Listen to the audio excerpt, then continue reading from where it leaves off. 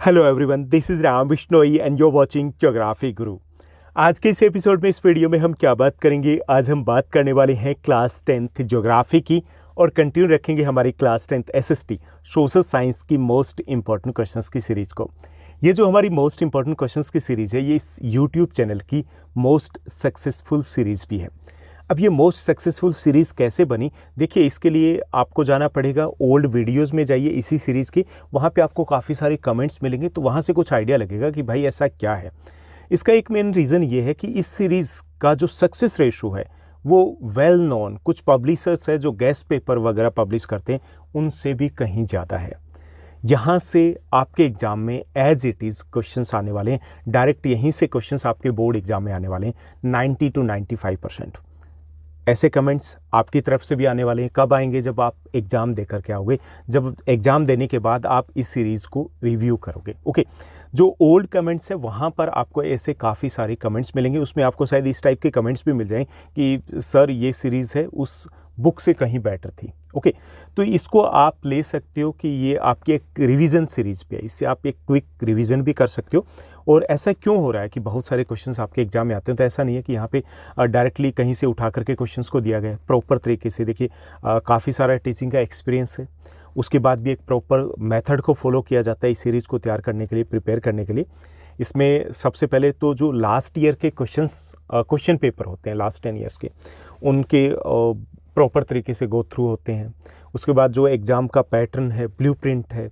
उसके बाद हम कंसेप्ट के ऊपर आते हैं कि चैप्टर का कंसेप्ट, उसका थीम क्या कहता है, वहाँ से क्या कुछ निकल के आ रहा है।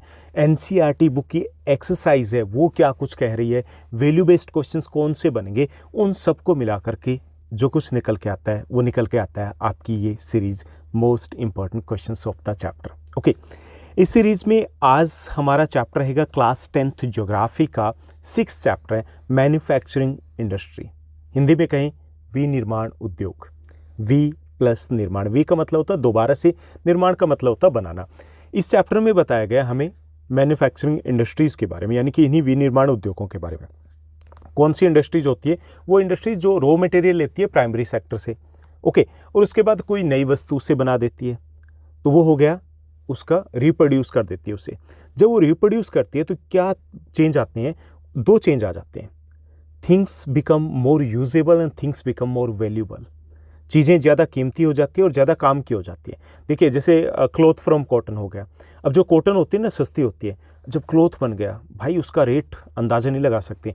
वो 150-200 ग्राम की जो आपकी शर्ट होगी, वो शर्ट 500 रुपीज़ से लेकर के 5000 तक हो सकती है, 20,000 तक हो सकती है। देखिए, काम की भी हो गई, महंगी भी हो गई। ऐसे ही देखिए शुगर फ्रॉम शुगर केन। अब शुगर केन क्या है? That is A primary product, और शुगर क्या है? दैट इज़ सेकेंडरी प्रोडक्ट जो मैन्युफैक्चरिंग इंडस्ट्री ने तैयार किया है। ओके, अब शुगर की जो वैल्यू है वो तो ज़्यादा रहेगी नेचुरली, शुगर केन की उतनी वैल्यू नहीं होती। और वो देखिए कितनी उपयोगी है। जैसे कि आप शुगर केन है तो वैसे ही आपने जूस पी लिया, या वैसे ही मतलब नॉर्मली आपने उखाड़ लिया, चूस लिया, कोई दिक्कत नहीं। लेकिन ऐसा तो नहीं है ना कि उससे चाय बना सकते हो, डायरेक्टली चाय में डाल दोगे, उससे जलेबियाँ नहीं बना सकते, उससे हलवा नहीं बना सकते। यूजेबिलिटी किसकी ज़्यादा है? वो ज़्यादा है शुगर की। ओके, तो ये चेंज जाते हैं। तो इस चैप्टर से रिलेटेड हम सबसे पहले बात करेंगे, डिस्कस करेंगे most important 1 marker question. After that we are going to discuss the 2 and 3 marker question, and in the end we are going to discuss the 5 marker question. इस चैप्टर की बात करें तो 3 मार्कर क्वेश्चन जो हैं वो ज़्यादा इंपॉर्टेंट रहेंगे। 5 मार्कर क्वेश्चन की बात करें तो वो अगर यहाँ से पूछे जाएंगे तो वैल्यू बेस्ड क्वेश्चन आने के चांसेस थोड़ी ज़्यादा रहेंगे। Okay, let's begin. चलिए शुरुआत करते हैं इस सीरीज़ की, और सबसे पहले इस वीडियो में हम बात करेंगे 1 मार्कर क्वेश्चन की। इसमें देखिए फर्स्ट जो हमारा क्वेश्चन है, बड़ा बेसिक सा क्वेश्चन है, डिफाइन मैन्युफैक्चरिंग। मैन्युफैक्चरिंग होती क्या, यही हमसे पूछ लिया गया। हिंदी मीडियम तो इजीली बता सकता है, वी जमा में निर्माण बता दो, उतने में हो जाएगा। इंग्लिश में भी हमें वही चीज़ें बतानी है। Production of goods in large quantities after processing from raw material to more valuable and more usable products is called manufacturing. Okay, so ये मैन्युफैक्चरिंग क्या है? Production of goods in large quantities, यानी कि सामान बनाया जा रहा है कैसे? बड़ी मात्रा में। Okay, so production of goods in large quantities after processing from raw material to more valuable and more usable products is called manufacturing. उसे हम मैन्युफैक्चरिंग बोलते हैं। इसमें आप एग्जांपल दे दोगे, for example sugar from sugar cane, and for example cloth from cotton. Okay, एक दो एग्जांपल दे दोगे तो ये हो गया आपका मैन्युफैक्चरिंग क्या है, इंपॉर्टेंट रहेगा। उसके बाद है 1 मार्कर में हमारा second question, what are the consumer industries. देखिए इंडस्ट्रीज़ को आपने चैप्टर को डिस्कस किया तो हम क्लासीफाई करते हैं वेरियस बेसिस के ऊपर, जिनको हम आगे डिस्कस भी करने वाले। तो इसमें पूछा गया कंज्यूमर इंडस्ट्री कौन सी होती है। देखिए जो बेसिक रोल होता है ना, रोल के बेस पे इंडस्ट्रीज 2 टाइप की हो सकती है। ओके, एक तो बेसिक इंडस्ट्री होती है और एक होती है कंज्यूमर इंडस्ट्री। अब हमसे पूछ लिया कंज्यूमर इंडस्ट्री कौन सी है। कंज्यूमर इंडस्ट्री कौन सी है? Consumer industries are those industries that produce goods for direct use of consumer. Okay, consumer industries are those industries which produce goods for direct use by the consumers. Okay, यानी कि उनको directly हम use कर सकते हैं। जैसे देखिए sugar industry है, अब शुगर इंडस्ट्री ने शुगर बनाया, वो डायरेक्टली हमारे लिए बना दिया। ओके, ऐसे ही टूथपेस्ट बनाया, वो डायरेक्टली हमारे लिए बना दिया। पेपर बनाया, हमारे लिए बनाया ना, पेपर बनाया, नोटबुक बनी, वो हमारे तक पहुंच गया। ओके, जैसे बेकरी है, दैट इज़ बिस्किट जो बने वो हमारे तक पहुंचे। तो जो कंज्यूमर इंडस्ट्रीज होती है उनके प्रोडक्ट डायरेक्टली कंज्यूमर यूज कर सकते हैं, वो होती है कंज्यूमर इंडस्ट्री। ऐसे ही देखिए कुछ इंडस्ट्रीज ऐसे होती है, जैसे आयरन स्टील इंडस्ट्री है। आयरन एंड स्टील इंडस्ट्री में क्या होता है कि उन्होंने आयरन बना दिया, अब वो कंज्यूमर इंडस्ट्री नहीं है। क्यों नहीं है भाई? सीधा ही लोहा थोड़े ही लेके आएंगे कि घर आकर के घर ही बना लेंगे उससे गाड़ियाँ, उसी से हमने विंडो डोर वगैरह बना लेंगे, उसी से कुछ और बनाने ऐसे नहीं बनाते ना। वो दूसरी इंडस्ट्री लेके जाएगी, वो बनाएगी, फिर प्रोडक्ट हमारे पास आएगा। तो iron and steel industry is A basic industry. Basic होगी ना, वो कंज्यूमर इंडस्ट्री नहीं है। ऐसे ही देखिए जो बॉक्साइट इंडस्ट्री है, एल्यूमिनियम स्मेल्टिंग इंडस्ट्री, वो एल्यूमिनियम बनाएगी। हम एल्यूमिनियम कच्चा थोड़ी लेके आएंगे भाई, उससे जो प्रोडक्ट बनेगा फिर वो लेके आएंगे। ओके, तो consumer industries are those industries which produces goods for direct use of consumers. Okay, यानी कि कंज्यूमर से वो डायरेक्टली उसको यूज़ कर पाए। तो ऐसी जो इंडस्ट्रीज़ होती है वो कंज्यूमर इंडस्ट्री कहलाती है। ठीक, फॉर एग्जांपल शुगर इंडस्ट्री हो गई या कॉस्मेटिक इंडस्ट्री हो गई, जिन्होंने कॉस्मेटिक्स बना दिए, लाइक दैट। ओके, उसके बाद है SAIL स्टैंड्स फॉर सेल, जिसको बोल सकते हैं SAIL stands for steel authority of India limited. जो आयरन स्टील इंडस्ट्रीज़ है पब्लिक सेक्टर में, ओके, गवर्नमेंट के अंडर में जो है, वो अपना जो प्रोडक्ट है वो सेल के नाम से बेचती है, steel authority of India limited इसकी फुल फॉर्म रहेगी। उसके बाद नेक्स्ट जो हमारा रहेगा BHEL। BHEL ये भी पब्लिक सेक्टर की इंडस्ट्री है, Bharat heavy electrical limited. Okay, Bharat heavy electricals limited, ये इसकी फुल फॉर्म रहेगी। उसके बाद है TISCO. TISCO stands for, TISCO private sector की इंडस्ट्री है। Okay, TISCO Tata iron and steel company. सबसे पहले टिस्को का जो प्लांट है वो 1907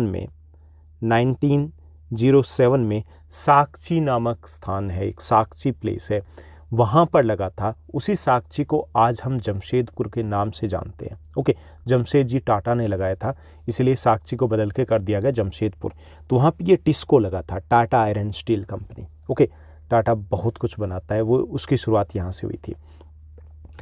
उसके बाद 6th जो हमारा क्वेश्चन है, which city is known as the electronic capital of India, that is Bengaluru. Bengaluru को इलेक्ट्रॉनिक कैपिटल ऑफ इंडिया कहा जाता है। इंपॉर्टेंट क्वेश्चन है ये भी आपके लिए। उसके बाद नेक्स्ट जो हमारा क्वेश्चन रहेगा 7th क्वेश्चन है 1 मार्कर में, व्हाट इज़ NMCC। NMCC क्या है? NMCC stands for national manufacturing competitiveness council. देखिए जो हमारी मैन्युफैक्चरिंग इंडस्ट्रीज़ है उनकी ग्रोथ के लिए इस काउंसिल को सेटअप किया गया। ओके, वो ओवरऑल देखती है कि भाई इनको कहीं पे लॉस ना हो, इनके लिए कोई दिक्कत ना आ रही हो। ओके, तो NMCC है जो कि मैन्युफैक्चरिंग इंडस्ट्रीज़ की ग्रोथ के लिए, उनके इश्यूज़ को सॉल्व करने के लिए रिस्पॉन्सिबल है, नेशनल मैन्युफैक्चरिंग कम्पिटिटिवनेस काउंसिल। उसके बाद 8th नेक्स्ट जो हमारा क्वेश्चन रहेगा, what are agglomeration economies. Agglomeration economies क्या होती है? संकुल अर्थव्यवस्था ही बोलते हैं। संकुल, एग्लोमरेशन, इसको बोल सकते हैं झुंड। झुंड होता है ना, इकट्ठा होना, इसे गुच्छा, ऐसा वर्ड यूज़ कर सकते हैं। ठीक, तो ये एग्लोमरेशन इकोनॉमीज़ क्या होती है कि many industries tend to come together to make use of the advantage offered by urban centres known as the agglomeration economies. कि many industries tend to come together, कि कुछ इंडस्ट्रीज ऐसी होती है जो साथ साथ लगना पसंद करती है। क्यों? ताकि उनको एक साथ लगने से कुछ एडवांटेज मिल जाए। ओके, तो उसे हम बोलते हैं एग्लोमरेशन इकोनॉमीज। जैसे देखिए दिल्ली एनसीआर है, दिल्ली एनसीआर में आप क्या देखोगे, एक इंडस्ट्री सेटअप हुई, फिर दूसरी हुई, फिर वो मार्केट बन जाती है। मार्केट बन जाती है तो वहाँ पर ऑटोमेटिक है कि ट्रांसपोर्ट की फैसिलिटीज़ है, या फिर वर्कर की फैसिलिटीज़ है, या अदर फाइनेंशियल फैसिलिटीज़ है, सिक्योरिटी की है, सारी फैसिलिटीज़ मिलनी शुरू हो जाती है। तो वो बन गई मार्केट। धीरे धीरे वहीं पर वो एग्लोमरेशन हो जाएगा, संकुल बन जाएगा। दिल्ली एनसीआर हो गया, मुंबई पुणे हो गया, अहमदाबाद वडोदरा हो गया, ओके। ऐसे ही कोलकाता हुगली रीजन हो गया, छोटा नागपुर प्लेटो का रीजन हो गया। तो ये ऐसे ही बनते हैं। तो वहाँ पे ऑटोमेटिक है कि वो एक दूसरे से कनेक्टेड है ना, कि वहीं पे होगी, अगर कहीं पे गाड़ी की है तो वहीं पे भाई टायर की हो जाएगी, ओके, हो गई ना। वहीं पे फिर अदर फैसिलिटीज़ भी अवेलेबल हो जाएगी कि अगर उन्हीं से रिलेटेड कुछ कल पुर्जे, वो वाली सेटअप होगी। फिर जो दूसरी इंडस्ट्री आएगी वो भी सोचेगी भाई यहाँ तो मार्केट तो आई, मैं भी यहीं लगा लेता हूँ, तीसरा भी यहीं लगा लेता हूँ। छोटा सा एग्जांपल लेते हैं, मोबाइल मार्केट कहाँ मिलेगी, एक शॉप लगी हुई, फिर लगा कि अच्छा ठीक है दूसरी मैं ही कर देता हूँ, तीसरी मैं ही ले लेता हूँ, फिर वो वहीं पे मार्केट बन गई। ऐसे ही बाकी मार्केट बनती है। सेम वे में कि many industries tend to come together to make use of the advantages offered by the urban centers known as the agglomeration economies. For example Delhi NCR का एग्जाम्पल दे सकते हो, कोलकाता हुगली का एग्जाम्पल दे सकते हो। तो ये इसी टाइप से डेवलप हुए हैं। क्लियर। उसके बाद नेक्स्ट जो हमारा क्वेश्चन रहेगा, what does thermal pollution mean. Thermal pollution क्या होता है ये हमें बताना है। देखिए थर्मल पॉल्यूशन क्या होता है, ये पानी से रिलेटेड है, वाटर पॉल्यूशन से रिलेटेड है। Thermal pollution of water occurs when hot water from the factories and thermal plants is drained into the rivers and ponds before cooling। कि जब भाई गर्म पानी है उसको बिना ठंडा किए किसी नदी में, किसी नाले में, किसी झील में, किसी तालाब में डाल दिया तो वो थर्मल पॉल्यूशन कहलाएगा। Okay, so thermal pollution of water occurs when hot water from industries or from thermal plants is drained or released into rivers or ponds, lakes, etc. before cooling. It is known as thermal pollution। उसे हम thermal pollution कहेंगे। जैसे जो thermal plants होते हैं ना, mainly वो पानी को बॉयल करते हैं, ओके, उसी से वो बॉयलर वर्क करते हैं। फिर उसी पानी को अगर रिलीज़ कर दिया जाए, उसको ड्रेन कर दिया जाए बिना ठंडा किए, तो उससे वो पॉल्यूशन होगा, जो मरीन लाइफ होती है वो डिस्टर्ब हो जाती है। क्लियर। तो इसे हम थर्मल पॉल्यूशन बोलते हैं। इंपॉर्टेंट है ये, लास्ट 10 ईयर्स में 1 और 2 टाइम ये आपके एग्जाम में रहा है। So thermal pollution of water occurs when hot water from the factories और thermal plants is drained into the rivers and ponds before cooling. Clear. उसके बाद 10th क्वेश्चन को देखिए, some quantities of dash are also required to harden the steel. Steel को hard करने के लिए क्या रिक्वायर होता है, that is manganese. Okay, manganese की रिक्वायरमेंट होती है। अगर हमें 1 टन अगर हमें प्रोड्यूस करना है स्टील, तो उसमें 10 kg मैग्नीज हमें ऐड करनी होगी। Okay, 10 kg manganese is required to make 1 ton. 1 ton is equal to 10 quintal steel. Clear. उसके बाद नेक्स्ट क्वेश्चन को देखिए। चलिए 11th जो हमारा क्वेश्चन रहेगा मोस्ट इंपॉर्टेंट में, 11th हमारा क्वेश्चन है, every liter of waste water discharged by our industry pollutes days liter the quantity of fresh water। कि अगर इंडस्ट्री से 1 लीटर पानी छोड़ा जाता है रिवर में, पॉन्ड में, कहीं पे, तो कितने लीटर पानी को पोल्यूट करेगा, तो that is 8 times. Okay, 8 times. So every litre of waste water discharged by our industry pollutes 8 times the quantity of fresh water. यानी 8 गुना खराब पानी को, गंदा पानी, खराब जो साफ पानी है उसको खराब कर देगा 1 लीटर खराब पानी। ओके। उसके बाद 12th हमारा क्वेश्चन रहेगा, name the agency which market steel for public sector plants. Public sector के जो आयरन स्टील प्लांट्स हैं वो किस नाम से मार्केट में बेचते हैं अपने स्टील को, तो वो है steel authority of India limited, जिसकी बात हम ऊपर कर चुके हैं, सेल। उसके बाद नेक्स्ट जो हमारा क्वेश्चन रहेगा, क्वेश्चन नंबर 13th हमारा क्वेश्चन रहेगा, what is light industry. Light industry, हल्के उद्योग कौन से होते हैं। देखिए वेट के बेस पे अगर हम बात करें तो on the basis of the weight there are the 2 types of the industries. 2 category होती है, heavy industry and light industry, हल्के उद्योग और भारी उद्योग। अब लाइट इंडस्ट्री हमसे पूछा, लाइट इंडस्ट्री कौन सी होती है, these industries uses light raw materials and produces light products. ये वो उद्योग होते हैं जो हल्का ही रॉ मटेरियल यूज़ करेंगे और जो उनका प्रोडक्ट होगा वो भी हल्का ही होगा। जैसे वॉच इंडस्ट्री हो गई, मोबाइल इंडस्ट्री हो गई, टॉयज़ इंडस्ट्री हो गई, हल्के होते हैं। इनको हम यूँ भी कह सकते हैं फुट लूज इंडस्ट्री होती है, फुट लूज होता है इनका, बंधा हुआ नहीं होता। ओके, मनमोजी इंडस्ट्री होती है, मतलब कोई कहीं पर भी सेटअप किया जा सकता है, रॉ मटेरियल के पास सेटअप करना ज़रूरी नहीं है क्योंकि हल्का है इनका रॉ मटेरियल। ओके, इतना ट्रांसपोर्ट कॉस्ट इनके लिए ज़्यादा मैटर नहीं करती है। क्लियर। तो लाइट इंडस्ट्री कौन सी होती है? This industry, those industries which uses light raw material and produces light products. Okay, for example watch industry, mobile industry, toys industry, okay, या डेकोरेटिव आइटम से रिलेटेड जो इंडस्ट्रीज़ है, इस टाइप की जो इंडस्ट्रीज़ है उनको हम लाइट इंडस्ट्री कहेंगे। हैवी इंडस्ट्री में आ जाती है जैसे cement industry and iron steel industry, वो भारी उद्योग है भाई, कच्चा माल भी भारी होता है और जो माल तैयार करेंगे वो भी काफ़ी ज़्यादा भारी हैवी होगा। 14th question, from what is aluminium manufactured? Aluminium किससे बनता है, हमें बताना है कि एल्यूमिनियम किससे बनता है। So aluminium is manufactured from bauxite, ये बॉक्साइट से बनता है। ओके, रेडी से कलर का होता है इसका, जो बॉक्साइट का ओर होता है वो, और उससे बॉक्साइट जो निकलेगा, बॉक्साइट से फिर एल्यूमिनियम तैयार किया जाएगा। अगर हमसे पूछा जाए ना कि what are the uses of the bauxite, तो बॉक्साइट के यूजेस हम बताएंगे ना, तो पहले हमें पहली लाइन में यही बताना है कि bauxite is used for making aluminium, and then हमें एक्सप्लेन करना है एल्यूमिनियम के यूजेस क्या है। क्लियर। उसके बाद नेक्स्ट जो हमारा क्वेश्चन रहेगा, क्वेश्चन नंबर 15th हमारा क्वेश्चन है, in which sector manufacturing industries are placed? Manufacturing industries कौन से सेक्टर में आती है? These are the part of secondary sector, जितनी भी इंडस्ट्रीज होती है वो सेकेंडरी सेक्टर में आती है, और सेकेंडरी सेक्टर को हम इंडस्ट्रियल सेक्टर भी कहते हैं। ओके, तो ये थे हमारे इस चैप्टर के most important 1 marker question. Now let's move to the second segment, and in this segment we are going to discuss the most important 2 and 3 marker question. यहाँ पे देखिए जो फर्स्ट क्वेश्चन हमारा रहेगा 2 and 3 मार्कर में, which 2 prime factors are important for the location of aluminium smelting industry?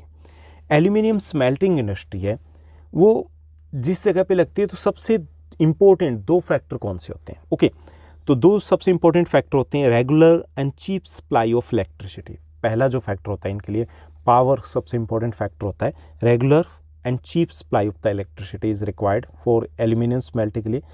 Regular supply होनी चाहिए, ये नहीं कि भाई लाइट आ गई है चली गई है, ऐसा नहीं होना चाहिए। क्लियर। दूसरा है assured supply of raw material at minimum cost. दूसरा है raw material. Okay, raw material है वो अगर बहुत ज़्यादा दूरी से आ रहा है तो एक्सपेंसिव होगा। इसका मतलब कि रॉ मटेरियल जहाँ अवेलेबल होगा वहाँ पर ये इंडस्ट्री सेटअप की जाएगी। ओके, सो 2 सबसे इम्पोर्टेंट जो फैक्टर हैं that affect the location of aluminium smelting industry are regular supply of the power and second cheap and near availability of the raw material. Clear. उसके बाद नेक्स्ट जो हमारा question रहेगा, सेकंड जो हमें क्वेश्चन दिया गया है शॉर्ट आंसर टाइप क्वेश्चंस में, सेकंड क्वेश्चन को देखिए। सेकंड क्वेश्चन है हमारा, what is the importance of IT sector for the Indian economy? Indian economy के लिए आईटी सेक्टर की इंपॉर्टेंस क्या है? 2 मार्कर में आ सकता है, उससे ज़्यादा ये क्वेश्चन नहीं आएगा। It has provided employment to over millions of people. देखिए यहाँ पे अगर बात करें तो सबसे ज़्यादा जो ग्रोथ वाला सेक्टर है अभी लास्ट 10 ईयर्स में, तो वो हमारा आईटी सेक्टर ही है। आप जो सेल फ़ोन को यूज़ करे हो, आप जो सॉफ्टवेयर को यूज़ करे हो, ये सारे आईटी सेक्टर में आते हैं। आप क्लासरूम में जाते हो तो क्लासरूम में भी आपको डिजिटल बोर्ड से टीच किया जाता है, किससे आ रहा है, ये सारा आपका आईटी सेक्टर में आता है। ये 5G का ज़माना है, ये चैट जीपीटी का ज़माना है, ये यूट्यूब, इंस्टाग्राम, ये सारा कहीं ना कहीं घूम करके वो आईटी सेक्टर से कनेक्ट हो जाता है। So it has provided millions of people employment opportunities in India. तो एक इम्पॉर्टेंस तो हम ये बता सकते हैं कि लाखों जो लोग हैं वो इसी में काम धंधे में लगे हुए। The industry is a major foreign exchange earner, और हमें फॉरेन एक्सचेंज भी प्राप्त हो रहा है, विदेशी मुद्रा हमें मिल रही है। कैसे मिल रही है? देखिए यहाँ पे अगर हम बात करें तो काफ़ी सारी मल्टीनेशनल कंपनीज़ हैं जिनके कस्टमर केयर सेंटर्स हैं वो इंडिया में हैं, उनके कॉल सेंटर्स है वो इंडिया में सेटअप हैं, उनका बिजनेस है वो जो डील किया जा रहा है वो इंडिया से डील किया जा रहा है। So it is a major industry of India in terms of the foreign exchange earner. It has helped in the growth of the service sector. Service sector का बेस भी यही है, सर्विस सेक्टर जो ऊपर की तरफ जा रहा है, बूम कर रहा है, that is just because of the IT sector. It provides employment to innumerable males and females. इसमें देखिए कि अनगिनत मेल्स और फीमेल्स, सबसे इंपॉर्टेंट है कि maximum numbers of females are employed in this sector. अगर हम परसेंटेज वाइज बात करें तो highest share of the females are there in this sector. इस सेक्टर में सबसे ज़्यादा शेयर हैं वो फीमेल का है।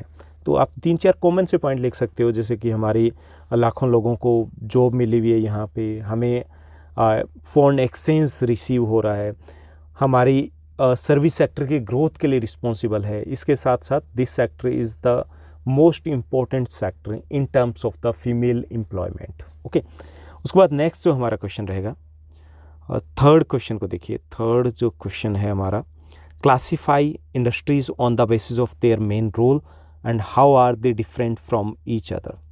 मेन रोल के बेस पे अगर बात करें तो industries can be classified into the 2 categories. First one is the basic और key industry and second one is the consumer industry. Basic industry कौन सी होती है?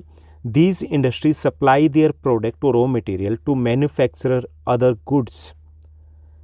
For example iron steel industry, copper smelting, aluminum smelting industry. Basic industries are those industries which produce their goods for other industries.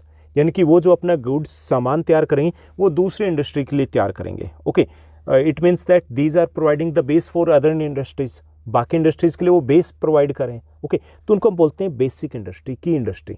यानी कि उनका product direct हमारे लिए नहीं है। जैसे हमने ऊपर बात की थी, जैसे लोहा इस्पात उद्योग है, आयरन एंड स्टील इंडस्ट्री है, तो लोहा सीधा तो नहीं लेके आएंगे ना हम। जो एल्यूमिनियम स्मेल्टिंग इंडस्ट्री, एल्यूमिनियम घर थोड़ी लेके आएंगे कि उसी से हम कुछ डेकोरेटिव आइटम बना लेते हैं, उसी से हम डोर वगैरह विंडो वगैरह बना लेते हैं, ऐसा तो नहीं करेंगे ना। तो वो दूसरी इंडस्ट्री लेके जाएगी, वो कुछ बनाएगी, फिर हमारे तक पहुंचेगा। तो इन्हें बोलते हैं बेसिक या की इंडस्ट्री। बेसिक और key industries are those industries which produces their goods for other industries, which provides the base for other industries. Example aluminium smelting industry and iron and steel industry. Consumer industry कौन सी होती है? These are the industries that produces goods for direct use of consumers. Okay, ये industries अपने product को बनाती है कि हम डायरेक्टली उसको यूज़ कर पाएँ उसके लिए, जैसे शुगर, टूथपेस्ट, पेपर या फेन या कोई भी इंडस्ट्री, जैसे मोबाइल इंडस्ट्री है, डायरेक्ट हमारे पास ही आएगा। ऐसा नहीं कि दूसरी इंडस्ट्री लेके जाएगी और फिर हम तक पहुँचेगा, ऐसा नहीं होता। क्लियर? तो ये होगी कंज्यूमर इंडस्ट्री। उसके बाद नेक्स्ट जो हमारा क्वेश्चन रहेगा, अगला क्वेश्चन है fourth, state any 5 basis on which industries are classified. हमने 5 ऐसे बेस बताने हैं जिनके बेस पर इंडस्ट्रीज़ को क्लासीफाई किया जा सकता है। On the basis of sources of raw material. अगर हम रॉ मटेरियल की बात करें तो ऑन द बेस किस टाइप का रॉ मटेरियल यूज़ करते हैं? On the basis of the raw material industries can be classified into the 6 categories. 6 आपके सिलेबस में 2 ही कैटेगरीज दी गई, agro based and mineral based. Agro based कौन सी होगी? जो एग्रीकल्चर से रॉ मटेरियल लेंगे, जैसे शुगर इंडस्ट्री हो गई, जूट इंडस्ट्री हो गया, कॉटन टेक्सटाइल इंडस्ट्री हो गई। दूसरी होगी mineral based industries, those industries which depends on mineral for raw material, उनको बोलेंगे हम mineral based industry.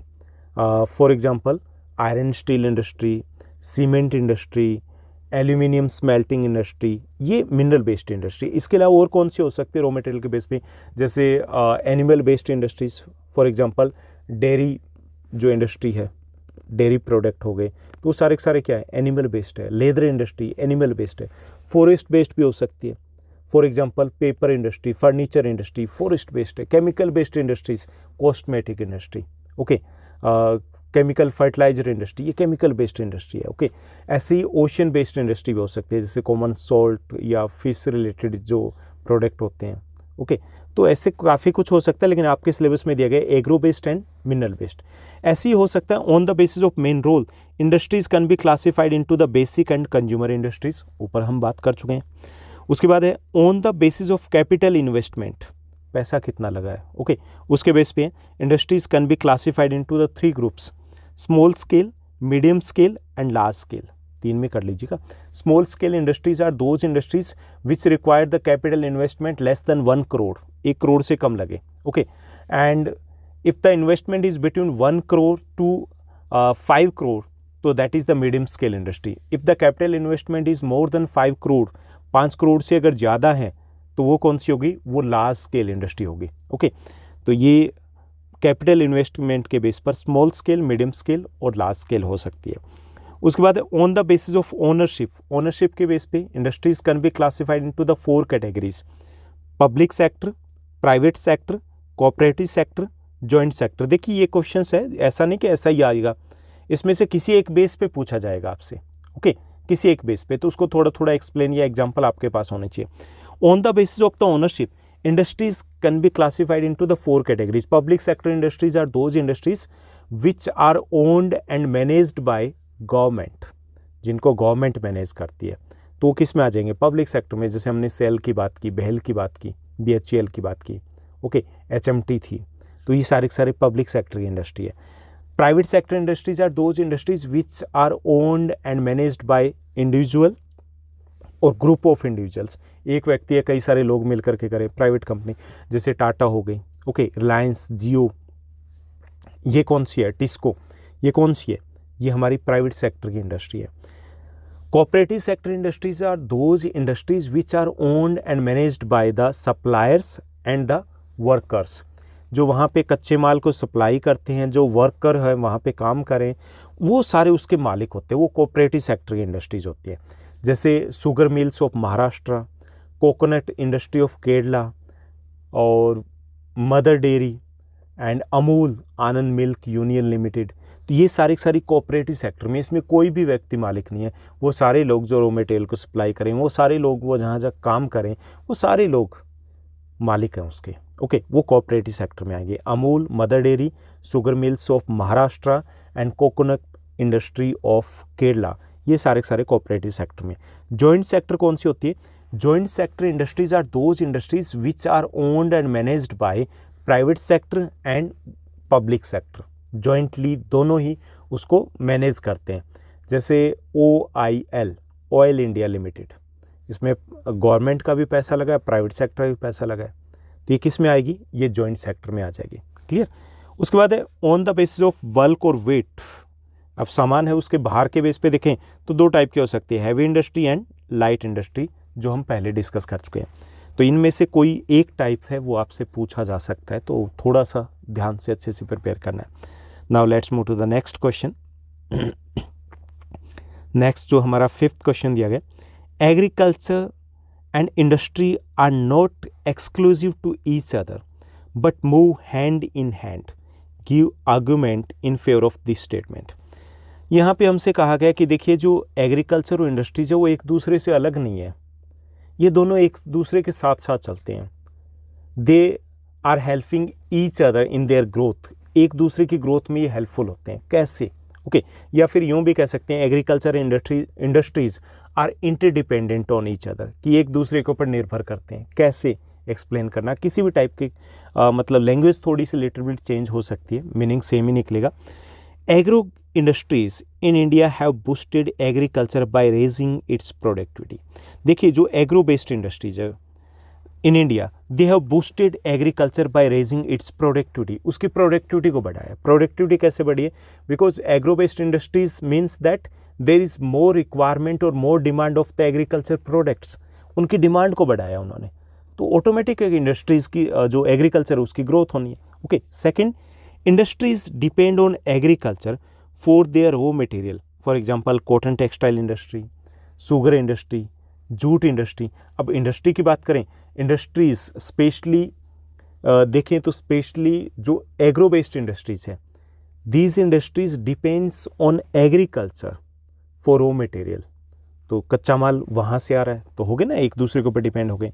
Industries provide many agricultural inputs like irrigation, pumps, fertilizers, insecticides, PVC pipes, machines, tools, tractors, etc. to the farmer, and which are very important for the growth of the or development of the agriculture. जो industries है वो काफ़ी सारे agriculture inputs provide करती है farmers को, जो कि एग्रीकल्चर के डेवलपमेंट के लिए इंपॉर्टेंट है। ओके इसी तरीके से manufacturing industries have assisted agriculturists to increase their production and also made the production process very efficient. अब देखिए प्रोडक्शन प्रोसेस है उसको काफ़ी ईजी भी बना दिया है, उसको काफ़ी एफिशिएंट भी बना दिया उसको। ओके तो इस तरीके से हम कह सकते हैं कि ये एक दूसरे के ऊपर डिपेंडेंट है। तो इसमें आप बताओगे कि जितनी ज़्यादा इंडस्ट्रीज होगी एग्रो बेस्ड, उतना ही एग्रीकल्चर प्रोडक्ट की डिमांड बढ़ती है। एग्रीकल्चर जो है वो रॉ मटेरियल देती है इंडस्ट्रीज़ को, इंडस्ट्रीज़ उनको एग्रीकल्चर इनपुट्स देती है। इसके साथ साथ फार्मिंग को के मॉडर्नाइजेशन के लिए industries are responsible for the modernisation of the farming. Farming का मॉडर्नाइजेशन तभी हो पाया जब इंडस्ट्रीज़ उनको इक्विपमेंट वगैरह दे रही है, उसको काफ़ी एफिशिएंट बना दिया, ईजी बना दिया। क्लियर। उसके बाद नेक्स्ट क्वेश्चन को देखिए। नेक्स्ट जो हमारा क्वेश्चन रहेगा, 6th जो क्वेश्चन है, that is the last question in 2 and 3 marker. 6th question को देखिए, why has the automobile industry of India witnessed fast growth, give reasons. देखिए ऑटोमोबाइल इंडस्ट्री है उसकी अच्छी खासी ग्रोथ हुई है लास्ट 15 to 20 ईयर्स में, पर्टिकुलरली आफ्टर 2005। ऐसा क्या हुआ है, क्यों हुआ है, हमें बताना है। तो देखिए क्वेश्चन इतना इम्पोर्टेंट तो नहीं रहा है पीछे, अगर देखें हम लास्ट 10 ईयर्स में तो कभी भी ये क्वेश्चन पूछा नहीं गया। यहाँ पे क्यों रखा है, देखिए बहुत इंपॉर्टेंट जो टॉपिक थे ना इस चैप्टर में से उनको निकाल लिया है। अब इस टाइप के ही कुछ टॉपिक बचे हैं, हो सकता है उठा ले। तो यहाँ देखिए फर्स्ट है, after liberalisation the coming of new and contemporary models stimulated the demand for vehicles in the market. Liberalisation कब, आफ्टर द 1991 में हमने क्या किया था, we remove the trade barriers and after that the coming in of the new and contemporary model stimulated the demand of the new vehicles in the market. कि liberalisation के बाद बड़ी बड़ी कंपनियां आनी शुरू हो गई इंडिया में, नए नए मॉडल आने शुरू हो गए, डिमांड बढ़ गई कि भाई ये भी ले लें, ये भी ले लें। ओके, होता ना ऐसा, कुछ मार्केट में कुछ नया आएगा तो कुछ तो लोगों की जेबें उछलेगी। तो एक तो ये रहा कि after the liberalisation many multinational companies that launch vehicles in Indian market and that stimulated demand for vehicles in the market. Second, this led to the healthy growth of the industry, including passenger cars, 2 and 3 wheelers, and liberalization or the removal of the trade barriers that led to the competition in the market, and that was very helpful for the growth of the automobile industry. Competition बढ़ गया। पहले कौन सा था भाई, चेतक, बजाज, ये 2 scooter होते थे, अम्बेस्टर या मारुति 800 गाड़ी होती थी, कोई कंपटीशन नहीं था। जब बड़ी बड़ी कंपनियां, कंपटीशन बढ़ा, नए नए तरीके निकले कि भाई कैसे न कैसे करके बेचना है, तो इससे भी ग्रोथ हुई। इससे foreign direct investment FDI brought in new technology and aligned the industry with global developments। इसके साथ साथ FDI, after the removal of the trade barriers, we allowed FDI, foreign direct investment को allow कर दिया। It means that we allowed MNCs, multinational companies to invest here in India, and that brought new technology and global development in Indian market। नई technology आ गई, कारें, गाड़ियाँ, सब कुछ सस्ता हो गया, ऑटोमेटिक मार्केट बढ़ेगी। So these were the main reason behind the growth of fast और rapid growth of the automobile industry in India, particularly during the last 15 to 20 years. Okay, तो ये सब कुछ हमें लिखना है। तो ये रहेंगे इस चैप्टर के most important 2 and 3 marker questions. Now let's move to the next segment, और नेक्स्ट सेगमेंट में हम डिस्कस करेंगे इस चैप्टर के most important long answer type questions, it means 5 marker question. उसमें देखिए फर्स्ट हमारा क्वेश्चन रहेगा, इंपॉर्टेंट है ये भाई, इंपॉर्टेंट। अगर मैं लास्ट ईयर ये वीडियो बनाता तो ये इंपॉर्टेंट मुझे भी नहीं लगता इतना ज़्यादा, क्योंकि बहुत इंपॉर्टेंट जो टॉपिक्स थे ना वो उड़ा दिए गए हैं, वो रिमूव कर दिए गए, तो अब कुछ ऊपर नीचे हो गया। तो इसमें देखिए, manufacturing sector is considered as the backbone of economic development of a country, support the statement with examples, write the importance of manufacturing industry. दोनों में क्या पूछा गया, हमसे ये पूछा गया कि भाई जो मैन्युफैक्चरिंग सेक्टर है ना वो हमारी इकोनॉमी की बैकबोन है, रीढ़ की हड्डी है। दूसरे में पूछा गया कि मैन्युफैक्चरिंग इंडस्ट्रीज है उसकी इंपॉर्टेंस बता दो। एक ही बात है, इंपॉर्टेंट रहा ये क्वेश्चन, लेकिन 5 मार्कर में नहीं रहा। पहले ये 3 मार्कर में 1 or 2 टाइम रिपीट हुआ है। यहाँ पे देखिए 5 मार्कर में अगर हमें इसको लिखना है तो क्या कुछ बताएंगे। सबसे पहले आप डिफाइन कर दोगे मैन्युफैक्चरिंग इंडस्ट्रीज क्या है, उसके बाद हम बताएंगे कि भाई ये क्यों इंपॉर्टेंट है। First importance of the manufacturing industries are, first it helps in the modernising agriculture. ये एग्रीकल्चर के मॉडर्नाइजेशन के लिए इंपॉर्टेंट है। इंडिया की अगर बात करें तो भाई more than 50% people are still engaged in agriculture, अभी भी एग्रीकल्चर में लगे हुए हैं। तो एग्रीकल्चर के मॉडर्नाइजेशन के लिए manufacturing industry is very important, as we have discussed above that it provides the inputs such as the machine and tools, PVC pipes, pump sets, tractors, insecticides, fertilizers, seeds, सब कुछ यहीं से जाता है. So it is very important for the modernization of agriculture. Second, it helps in providing jobs in secondary and tertiary sector. It is very important in the job point of view too. Job के point of view से भी important है. It provides thousands or lakhs of jobs in secondary and tertiary sector. Secondary sector में job दे ही रहा है, tertiary sector की growth के लिए रिस्पॉन्सिबल है, तो इनडायरेक्टली यहीं पे इसी को भी हम क्रेडिट देंगे यहाँ पे. Next, it is very important in the reduction of unemployment and poverty. If the people are getting the job, it means that it is helpful in reduction of unemployment. Unemployment कम हो रहा है ना, बेरोजगारी कम हो रही है, और अगर बेरोजगारी कम हो रही है, it means that it is also helpful in the reduction of poverty too. Okay, उसके लिए भी इंपॉर्टेंट है. It brings down the regional disparities by establishing industries in tribal and backward areas. इसके अलावा जो रीजनल डिस्पारिटीज थी, कुछ स्टेट आगे निकल गए, कुछ पीछे रह गए थे, उसको रिड्यूस करने में, उसको नीचे लाने में कामयाब रहा है.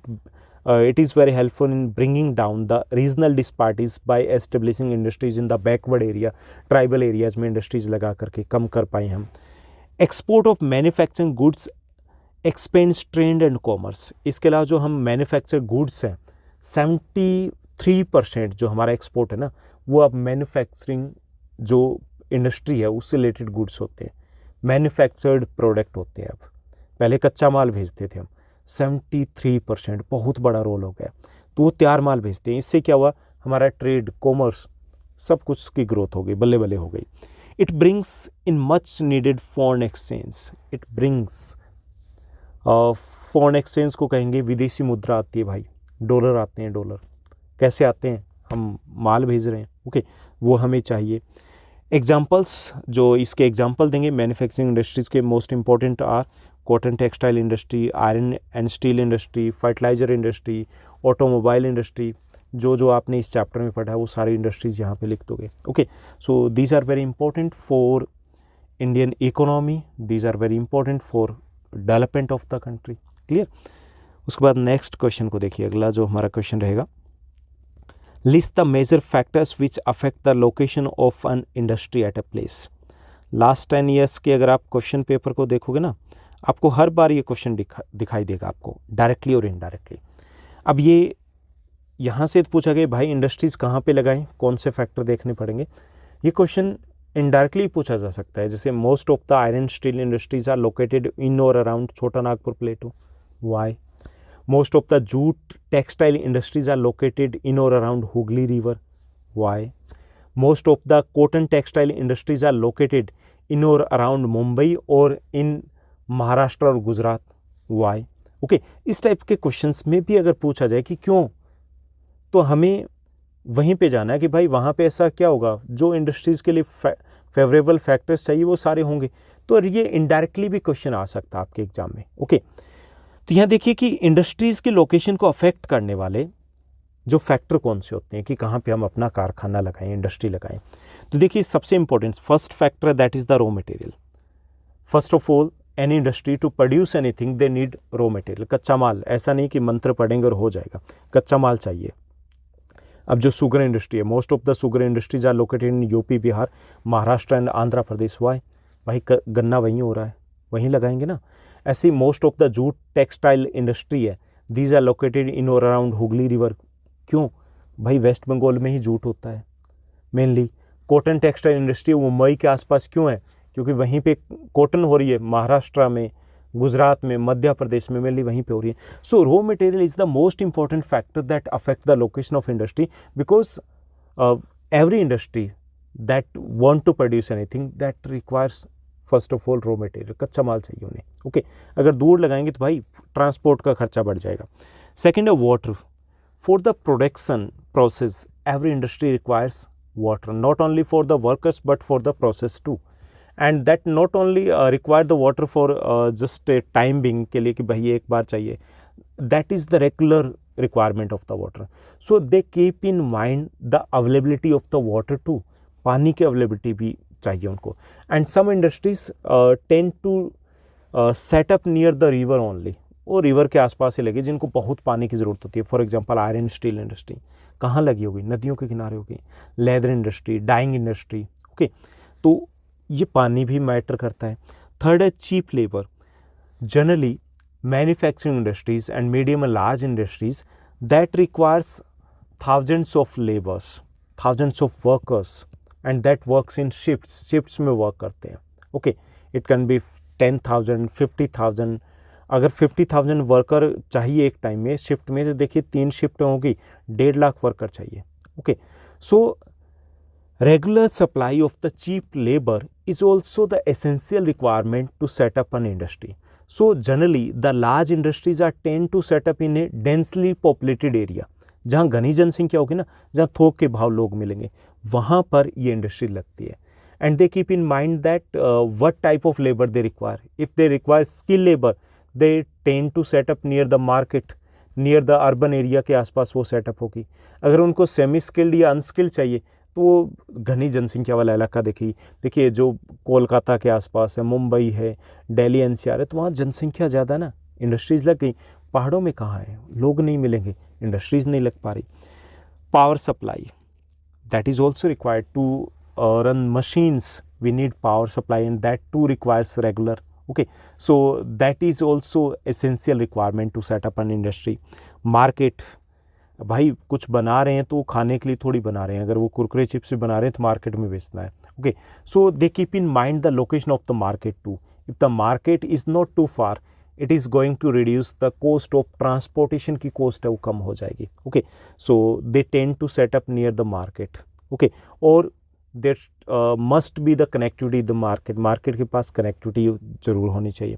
Transportation, they need transportation to bring raw material at the center and to export that product, to supply that product। उस प्रोडक्ट को सप्लाई करना है जो फिनिश्ड गुड्स हैं उनके लिए, तो उसके लिए ट्रांसपोर्टेशन चाहिए। एंड हैवी इंडस्ट्री की बात करें, दे रिक्वायर्स रेलवे और द वाटरवेज हो गया, उसके ऊपर डिपेंड करते हैं। यानी कि जो भारी उद्योग होते हैं ना, जिनका रॉ मटेरियल भी हैवी है, फिनिश्ड गुड्स भी हैवी है, तो उनको चाहिए सस्ते वाला ट्रांसपोर्ट। तो वो कहाँ लगेंगे, रेलवे स्टेशन के आसपास या जहाँ पर वाटरवेज की फैसिलिटीज़ अवेलेबल। देखिए जैसे हम शुगर इंडस्ट्रीज़ की बात करें, अगर हम मूव करते हैं, if we are moving from Delhi to Howrah, we can check there, हर एक रेलवे स्टेशन पे आपको एक शुगर इंडस्ट्री मिलेगी। आयरन स्टील इंडस्ट्री कहाँ मिलेगी, रेलवे स्टेशन के आसपास मिलेगी। ओके, तो ये भी ध्यान में रखते हैं। Climate is also very important factor to affect the location of industry. Industrialists generally they requires moderate climate. It should not be too cold or too hot, ज़्यादा गर्म या ज़्यादा ठंड नहीं होना चाहिए कि जिससे कि उनकी प्रोडक्टिविटी लेबर की ख़त्म हो जाए। और कुछ इंडस्ट्रीज़ को अलग टाइप की क्लाइमेट में मज़ा आता है, जैसे cotton textile industry, that requires humid climate. Humid climate में क्या होता है, धागा बार बार नहीं टूटता। ओके, तो हम गुजरात और महाराष्ट्र की बात करें तो वहाँ का क्लाइमेट उसके लिए सूटेबल है। ऐसे ही security, peace, that also very important factor that industries keep in mind while setting up an industry. If the area is unsecure है तो there is less chances of setting an industry there, कम चांसेस हो जाते हैं। अब देखिए कि बॉर्डर एरिया में कहीं पे भी गड़बड़ चली तो वहाँ पे कौन पैसा लगाएगा, जहाँ कोई फूंक के चला जाए, जहाँ रोज़ दंगे हो रहे हो, रोज़ स्ट्राइक चल रही हो। जो पीसफुल एरिया होगा ना, वहाँ पे इंडस्ट्रीज़ लगने के चांसेस ज़्यादा रहते हैं, तो ये भी ध्यान में रखा जाता है। इसके साथ साथ अदर फैक्टर की बात करें तो उसमें आ जाएगा port. If the industries is producing something that is going to export, अगर कोई इंडस्ट्री है कुछ ऐसा प्रोड्यूस करे जिसको एक्सपोर्ट करना है, and if the industry is depending on raw material that is being imported, जो बाहर से आ रहा है उसके ऊपर डिपेंड है, तो ऐसी इंडस्ट्री पोर्ट के आसपास लगेगी। भाई वहीं से तो आना है या जाना है, तो ये भी फैक्टर कई बार ध्यान में रखना होता है। Government policies to affect the location of industry, sometimes government set up SEZ, special economic zone को सेटअप करती है, जहाँ पे वो कई सारे ऑफर देती है कि भाई ये नहीं फ्री, ये फ्री, ये फ्री, तो वहाँ पे इंडस्ट्री ज़्यादा लग जाती है। So government policies to affect the location of an industry. So these are the 10 most important factors that affect the location of an industry.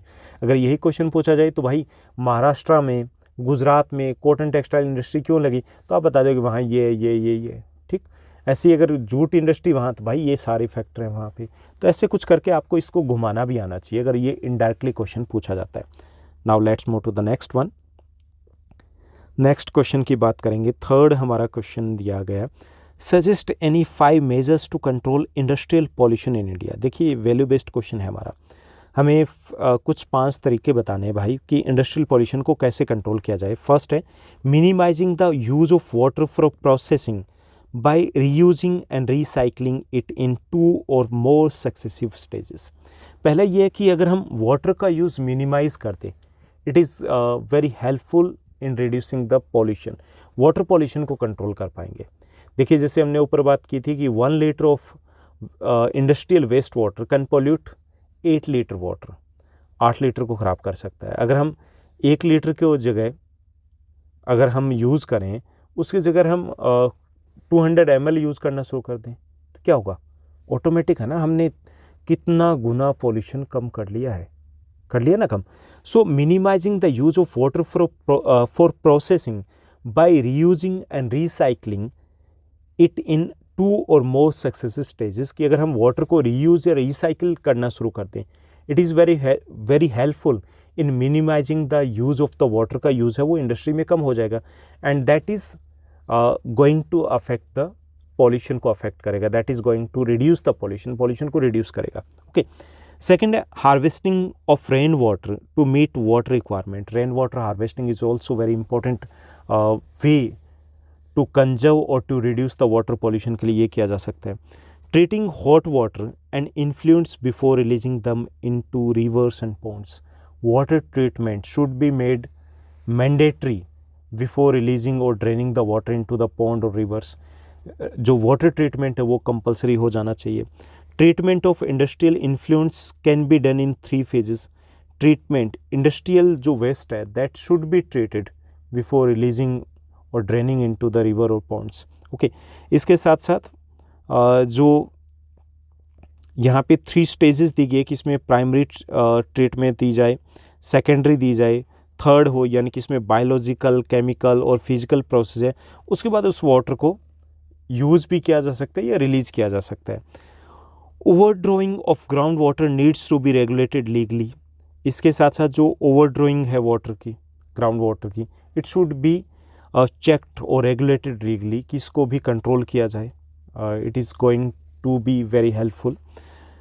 Particulate matter in the air can be reduced by fitting smokestacks to factories with electrostatic precipitators and fabric filters, scrubbers and inertial separators। इसके साथ जो particulate matters हैं in air, इतना detail में लिखने की जरूरत नहीं, it should be tried to be controlled, इसको भी कंट्रोल किया जाना चाहिए। ओके, यानी कि air pollution should be control by using the latest technology को यूज़ करके एयर पोल्यूशन को कंट्रोल किया जा सकता है। ऐसे आप इजी लैंग्वेज में लिख सकते हो। Smoke can be reduced by using oil or gas instead of coal in the factories. There should be the minimum use of the fossil fuels. Fossil fuel का यूज़ है वो कम होना चाहिए, and if you are using the fossil fuel we should use or we must use oil or gas instead of coal, वो कम pollution करते हैं। Machineries and equipment can be used and generator should be fitted with the silencer। Generator है वो silencer के साथ होने चाहिए, साइलेंट जनरेटर होने चाहिए। ऐसे ही मशीनरी और इक्विपमेंट है उसमें भी उनको भी अगर यूज़ किया जाए तो उसमें जो साइलेंसर होना चाहिए। Almost all machineries can be redesign to increase energy efficiency and reduce noise. सारी जो मशीनरीज है, जैसे अभी तो कोशिश चल रही है ना, जैसे अलग अलग लेवल के जो आ रही हैं, इसी तरीके से मशीनरीज है शुड बी रीडिज़ाइंड और शुड बी अपडेट होनी चाहिए, टाइम टू टाइम सर्विस होनी चाहिए, ताकि एनर्जी भी कम एनर्जी प्रोड्यूस करें, लेकिन जो हम ऑयल वगैरह जो भी यूज़ करें, फ्यूल है, वो कम यूज़ कर पाएँ। Okay, noise absorbing material may be used apart from personal use of the year plugs and earphones. यानी नॉइस अब्सॉर्बिंग मटेरियल से वो यूज़ किया जाना चाहिए, जैसे कि फैक्ट्रीज़ वगैरह हैं वहाँ पे पर्टिकुलरली, एंड जो ear plugs and earphones should be provided to the workers to control the noise pollution. यानी कि इस टाइप के कुछ सजेशन हमें देने हैं कि कैसे हम पॉल्यूशन को कंट्रोल कर सकते हैं। तो इसमें कैसे जाओगे आप, वाटर पॉल्यूशन के 2 या 3 दे दोगे, 2 और 3 आप एयर पॉल्यूशन को दे दोगे, जैसे कि वी शुड, जनरल भी दे सकते हो, ऐसा नहीं, जनरल दे सकते हो कि we should use public transport instead of using the personal vehicles, we should increase car pooling को इंक्रीज करना चाहिए, okay, and we should switch off the vehicle when the red light is on, okay, we should go for services on regular basis, okay, we should use updated version of equipments or vehicles, okay, ये हो सकता है। we should use or we must use non conventional sources of energy on the place of the conventional source of energy because these are pollution free, okay, ऐसे common से भी लिख सकते हो। तो ऐसे करके आप कॉमन तरीके से चलोगे ना, 3 वाटर पॉल्यूशन के, 3 4 एयर पॉल्यूशन के, 2 3 नॉइस पॉल्यूशन के, तो आपका ये क्वेश्चन अच्छा खासा कंप्लीट हो जाएगा। Now let's move to the next one. Next जो हमारा क्वेश्चन रहेगा 4th है, right 4 characteristics and 4 major uses of aluminiums. Aluminium के 4 तो हमें फीचर्स बताने और 4 ही हमें बताने भाई इसके यूजेस क्या है। 4 कैरेक्टरिस्टिक्स की बात करें एल्यूमिनियम की, it is a light metal, okay, light metal है, it is resistant to the corrosion, भाई जंग नहीं लगता इसको, हल्का होता है, it is a good conductor of heat है, and it is malleable and become strong when mixed with other metals. Malleable है, लचीला होता है, मोड़ा जा सकता है, and it become strong when it is mixed with the other metal, के साथ मिक्स किया जाए तो स्ट्रॉन्ग भी होता है। तो these are the characteristics of the aluminium. उसके बाद हमें बताना है कि what are the uses of the aluminium. Aluminium के यूजेस बहुत सारे होते हैं। It is used for manufacturing aircrafts को बनाने में यूज़ किया जाता है। It is used for making utensils and packing materials, okay, paper foil जो होता है वो भी इसी से बना होता है। It is used for making wires. It has gained popularity as a substitute of steel, copper, zinc, lead in number of industries. It is also used in making doors and windows. It is also used in making decorative items. It is also used in the chemical industry. It is also used in the medical industry. जो medicine वगैरह होती है वो इसी में rap की हुई होती है, ओके। तो काफ़ी सारे इसके यूजेस है, वो आप इसको लिख दोगे। अगर ये इनडायरेक्टली पूछा जाए कि what are the uses of the bauxite, तो भी ये सेम रहेगा, okay. Now let's move to the next question, and that is the last question of this chapter. How is the National Thermal Power Corporation helping to reduce environmental pollution? Environmental pollution को कम करने में NTPC का क्या role है, okay. देखिए thermal power corporation कौन सा है, देखिए हमारे यहाँ पे थर्मल पावर प्लांट्स है काफ़ी सारे, जिसमें बिजली पैदा की जा रही है, ओके, इलेक्ट्रिसिटी जनरेट की जा रही है। ये जो इलेक्ट्रिसिटी थर्मल पावर प्लांट में जनरेट की जाती है तो उसमें कोल, ऑयल या फिर गैस का यूज़ किया जाता है, ठीक। हालांकि मोस्टली में कोयले का ही यूज़ किया जाता है, कोल का यूज़ किया जाता है। जो कोयले का यूज़ जब किया जाता है तो पॉल्यूशन काफ़ी ज़्यादा होता है। अब उसको कंट्रोल करने के लिए एनटीपीसी ने काफ़ी सारे स्टेप्स उठाए। तो हमें वही बताने कि भाई ऐसा क्या किया है जिससे कि पॉल्यूशन को कंट्रोल कर पाएँ। तो हमारा क्वेश्चन है कि एनटीपीसी के कुछ स्टेप्स हमें बताने हैं। तो NTPC is a major power providing corporation in India, and this corporation control the environmental pollution by these ways: optimum utilization of the equipments, adapting latest techniques and upgrading the existing equipments। पहले तो ये कि NTPC is utilizing the latest technique को use करी है, and it is also upgrading the existing equipments है, उनको time to time upgrade करती रहती है, ओके। तो that is a way to conserve the energy को कंजर्व किया जा रहा है। Second, minimising the waste generation by maximising the ash utilisation. जो राख निकलती है ना कोयले को जलाने से, उसको यूटिलाइज़ किया जा रहा है अलग अलग तरीके से, जहाँ पर भी यूटिलाइज़ किया जा रहा है। तो इससे वो वेस्ट जो जनरेशन है उसको मिनिमाइज़ कर पा रहे हैं वो, okay. So minimising the waste generation by maximising the ash utilisation. Providing green belts for nurturing ecological balance and addressing the question of special purpose vehicles for afforestation। देखिए इसमें ग्रीन बेल्ट्स होती है, जहाँ पर भी थर्मल पावर प्लांट्स मिलेगा तो आपको बिल्कुल लश ग्रीन इन्वायरमेंट वहाँ पर मिलेगा। तो ये इनके एफर्ट्स रहे हैं। इसके अलावा they organize various campaigns to for the awareness campaign regarding the environment conservation like that. तो आसपास के एरिया तो वहाँ पर भी अच्छे खासे हमें पेड़ दिखाई देंगे. Reducing environmental pollution through ash pond management, ash water recycling system, liquid waste management. और यहाँ पे देखिए कि ये एश पॉन्ड मैनेजमेंट होता है इनका प्रॉपर. वहाँ पे एश वाटर रिसाइकलिंग सिस्टम भी होता है, उसको रिसाइकिल भी किया जाता है. लिक्विड वेस्ट मैनेजमेंट का प्रॉपर इनके वहीं पे प्लांट लगा होता है. So they are managing not only the ash, they are also managing the other solid waste and the liquid waste too, उसको मैनेज किया जाता है. इकोलॉजिकल मॉनिटरिंग होती है, रिव्यूज़ होते हैं, ऑनलाइन डेटाबेस मैनेजमेंट होता है for all it's power stations कि कितना मटेरियल लगा, वेस्टेज कितना हुआ, उसको कहाँ पे मैनेज किया गया. Okay, so there is a proper system to control the pollution. Pollution को कंट्रोल करने के लिए उन्होंने प्रॉपर सिस्टम बना रखा है. So this is not a type of 5 marker question but can be asked into the 3 marker में ये हो सकता है आपके लिए. तो लिटिल बिट आपको पता होना चाहिए क्योंकि ये अलग टाइप का एक क्वेश्चन दिया गया, तो इसलिए मैंने यहाँ पर इंक्लूड कर लिया. तो ये रहेंगे इस चैप्टर के most important question. I hope ये सीरीज़ आपको अच्छी लग रही होगी. बाकी वीडियोज़ अगर आपने नहीं देखे तो आप प्लेलिस्ट में जाइए, वहाँ पे आपको सब कुछ मिलेगा क्लास 10 सोशल साइंस से related. Even the map work है वो भी हम चैप्टर वाइज पब्लिश कर चुके हैं.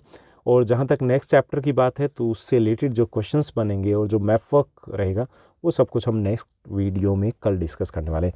आप मुझसे जुड़ सकते हो, कनेक्ट हो सकते हो, कमेंट सेक्शन में कमेंट किए जा सकते हैं, रिप्लाई देंगे. आप इंस्टाग्राम पे जुड़ सकते हो, टेलीग्राम पर भी हमारा चैनल है वो ज्वाइन किया जा सकता है.